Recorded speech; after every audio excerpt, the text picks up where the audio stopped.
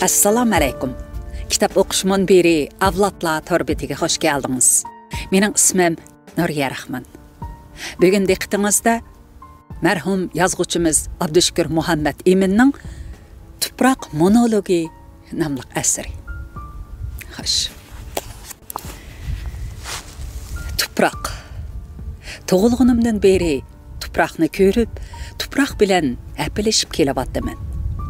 Darslarim tuproq, she'rlarim tuproq, xiyollarim tuproq iltijosi. Tuproqqa dasab turgan tuproqning tuproq to'g'risidagi she'rin xiyoli. Tuproqni ko'rib, tuproq bilan hapilishib, yeshim 50 dan halqagandan keyin tuproqni o'ylaydigan bo'lib qoldim. O tuproqshunasning yoki alximikning tuproq tarkibi, tuproq unumdorligi to'g'risidagi qiziqishlardan Ahmad Yasaviyning, Alisher Navoiyning, Xo'ja Nazar Huvaydoning tuproq bo'l degan nazm hikmatlaridan farqli bo'lgan tuproq tasavvuriga g'arq bo'lishga boshladim.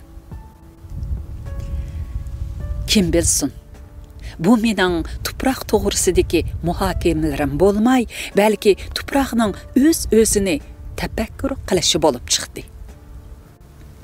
Men bir siqim tuproq. Meni ko'ptirib turgan narsa suv, havo bilan maishat. Men bir siqim tuproq.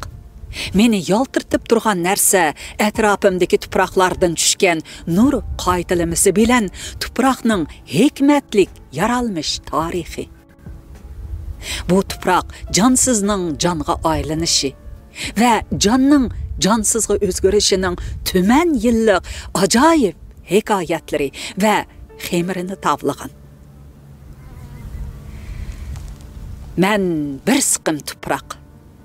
Tangri odam otini yaratishdan ilgari aql idrok, qayg'u hasrat, iftixor, nomusdan bexabar ashu tuproqning o'tmishdikimi emas, kelgusidikimi emas, dal hozirgi avlodi. Men o'z zotida ajdodlarimdan qolgan xat qoldiqlari va avlodlarimga qoladigan to'pa xemir turuvchi borligini naganda tushagayman. Men bir siqim tuproq. Gohida hasrat ko'z yoshlarimdan loyga aylanaman. Ba'zida jasorat ushqunlarimdan po'latdek qotiman. Bu ko'z yoshlar, bu ushqunlar mening tarixim. Men bir qanoti navqiron, bir qanoti sungan burkutning farzandi. Men bir siqim tuproq. Nodon nazarida ot tuyiqi chaylab o'tgan bir xasta ko'rinaman. Donishmanlar mening zimindan yulduzlar dunyosiga yulib tashlanishimni yer sharidagi tamponliqimning eng oxirgi nozik qanoti deb qarashdi. Men olam tarozisining teshi, qiyomat ishikining afsoni. Men bir siqim tuproq. Men sanashqa son yetmaydigan olam to'zonlarining arzimas bir o'chumi. Shuningdek, jahon davronining tafakkur qiladigan ro'shan ayniki. Bilganlarim bilim, bilmaganlarim tilsim. Men bir siqim tuproq. Gohida qilish parchasi, gohida daftar sahifasi, gohida shoh toji va gohida darvish ossining, mayxur kosasining uchiga bino bo'lib, hayot tanosiblari bilan mamad nisbatlaridan aljabr, algebra tuzib yurgan to'zonman. Men bir siqim tuproq. Go'zalning yuziga lak bo'lib surkalganimda, sohib Jamolning sumbul chochlariga taraq bo'lib terallab kirganimda, Aşıqning bitaqat talabi va mashqning intizor kalpiki qiyofatiga kirib, o'zimni o'zim so'ygunimda xuddi bir-birini yo'qitib, tunji hijron hikoyasini yaratgan odam ato bilan havo anidak o'zimni tepib olgandek ruhlanaman. Haykaltirashlar turuq holatimni, rassamlar qaddi qomatimni yanala mening o'z hokimdin taqlid qilishdi. Men bir siqim tuproq. Oddiygina saskuylarimdan ko'ra o'zimni sizib turgan va allaqandaqdir ism, familiya, unvon, shuhrat, laqam, taxallus bilan tamg'ilangan hozir mavjud tuproq qaturmisi bo'lsammi, haqiqiy tafakkurlarimdan ko'ra men yo'qolgan shay eman. Jon bilan tan qo'shilmasi tanglimida hayotdan boshqa narsa emas. Bu men uchun va o'zini men deydigan hamma tuproqdishim uchun inson maqomidagi hayotdan iborat. Mohiyat hayot bilan insonning, insoniy hayotning haqiqiy farqi.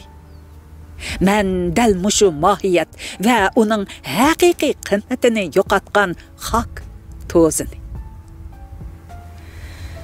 Jonning nolisi tanga qayta qo'shilmoq bo'lgandek, mening munojotim yo'qotgan insoniy mohiyatlarimga muyassar bo'lmoq. Men bir siqim tuproq. Mening olaqonga sig'diladigan hajmimda dengizlarning o'ngtirilib, tog'larning ko'tarilish tarixi, minglagan yil davomida tirnalgan bo'qsa izlari bilan jangi jadal, g'alaba zafar shajarlarining yaldamisi, qasr va ehramlarning kesak talqonlari, may ko'zisi va hofiz hosining sunuqlari, hikmatlarning malhamlari bilan o'limalarning oyoq izlari mujassim. O mening qaddi qomatim, turuq holatim, rangi ro'yim, xiyol tasavvurlarim, so'ygu intilishlarimning xemirini bo'ldirgan. Men bir siqim tuproq. Meni zimindin, to'rt atrofimdagi tuproqlar turkimidin.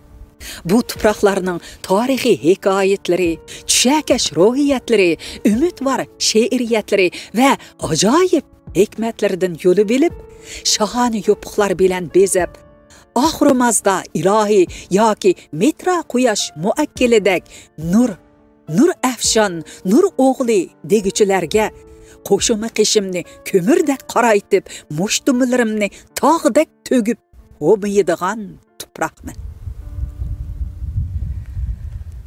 Malaiklar tuproqqa, quyosh ziminga, tog' cho'qqilari teran jilg'ilarga ta'zim qiladigan zamonlardila insoniyat o'z mohiyatlariga muyassar bo'lishi mumkin. Mana bu tuproqning monologi. 1991-yili 7-sentabr Qashqar Saman.